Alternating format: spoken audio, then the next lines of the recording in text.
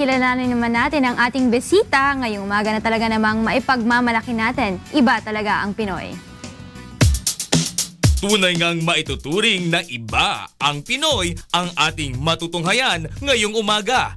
Unang sumabak sa larangan ng boxing si Jessie Aligaga, 29 years old mula sa San Miguel, Iloilo. Ngunit dahil na rin mahirap makakuha ng break sa boxing, kinumbisi siya ng kanyang coach na lumipat sa martial arts na wushu.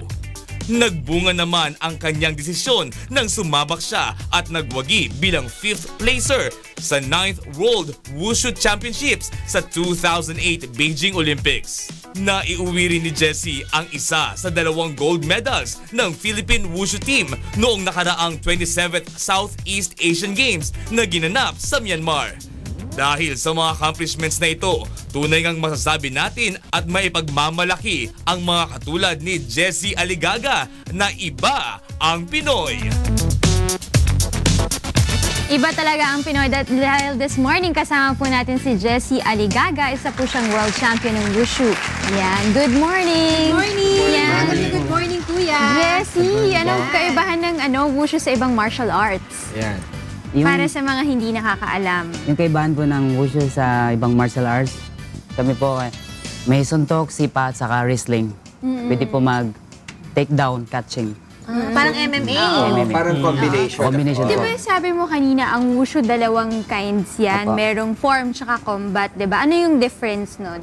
Yung sanda, yun yung po yung combat, yung may 2 tao naglalaban na susuntukan, sipahan. Yung taulo naman, yun yung form, yung gumagamit po ng sword. In your case, sword lang. ano ka? Sanda? Sanda. Combat. Combat. Ilang years ka na ganyan? 10 years po, ma'am. Ilang years ka na nag-wushu? 10 years po. 10 years. Dalawa. So yan, may mga medal siya. Doc, sana. Explain mo naman yung mga medals na dala mo. Explain ko yung mga medals ko. Sa mga tournaments mo yan nakuha? Ito po, ma'am, nakuha ko po sa 8th Asian Wushu Championship sa Vietnam, 2012. Ito. Hindi naman niya ako masasakal, no? Ito po yung first medal ko sa World Cup. Port Sanso World Cup. Saan to? Harbin, China. China. Yan. Tayo mo Ito, lang basta ito. napuntahan, ha? Ito po yung Medals. Oo. 5th Sanda World Cup ko po. Sa China po. Sa dami nakalimutan ng iba. Hindi, sa lahat ng mga medals mo, ano dyan yung pinaka, sa tingin mo, most memorable yan, na medal na natanggap Suot mo? niya. Oo. Ito po, ma'am, yung SEA Games ko po. Oh, yan. Itong Kailan laban yan? ko po. Kailang SEA Games yan? Last year po. Ah, okay. Sa Naypyidaw, Myanmar. Anong weight division ka nanalo dyan? 48 kilograms po, ma'am. 48. Oo. Kasi sa wushu, explain mo sa kanila, dapat meron silang weight na, di ba? Ano yung mga weight doon? Sa Wushu, Division. sa division sa combat, 48, 52, 56, 60, 65. At hanggang sa open weight po, Hindi ma'am. pumasok yung timbang ko doon, ha? Sir, meron, sir. ko. Open weight na yan. Sa dokbong eh. Lampas ng sir, ng 90, open weight na po.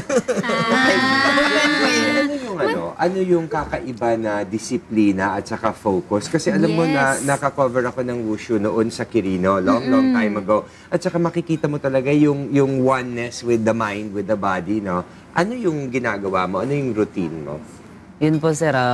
Araw-araw po nag-training kami. Self-discipline, hard training. Yun po. Focus. What about diet? May Diet. mga ano din ba kayo, mga dapat kainin tsaka hindi dapat kainin? Opo, meron, ma'am. Pag malapit na po yung competition namin, kailangan namin bumaba yung timbang para makuha namin yung tamang.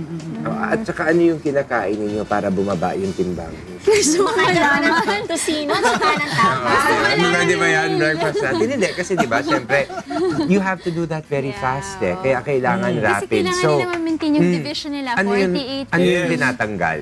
Yung tinatanggal namin po yung carbo, ma'am, yung kanin, yung rice. High Tapos carbo. ano po, yung more kami po sa meat at saka sa Protein mas marami. Protein po. Usually yan yung mga Prutas, breast, yan ano?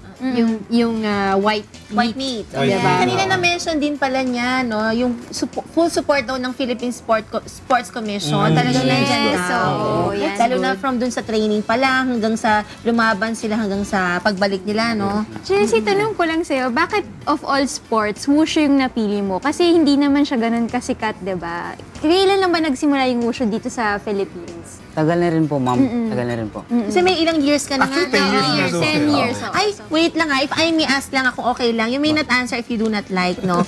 I noticed kasi, yung ears niya, kasi may tinatawag kasi na cauliflower ears. Usually yun common yan dun sa mga traumatized from like mga kahit anong sports na involving dun sa may head area. So, may kinalaman ba yan dun sa sports mo? Opo, ma'am, may kinalaman po to. before. Nakuha ko po to, ma'am, sa wrestling. Kasi lagi po siya nasasagi.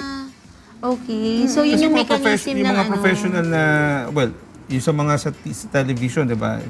Talagang technical meron talaga silang nakakaroon ng ganyan. Oo. Kasi yun yung mechanism ng system natin para mag-heal, no? Ayun. Jessie, ikaw ba, nagtuturo ka na rin ng wushu ngayon o nagko-compete ka? Saka ano po, ma'am, nagtuturo po ako tsaka nag-compete. Ayan, yung mga tinuturuan mo, anong ages yan nagsisimula?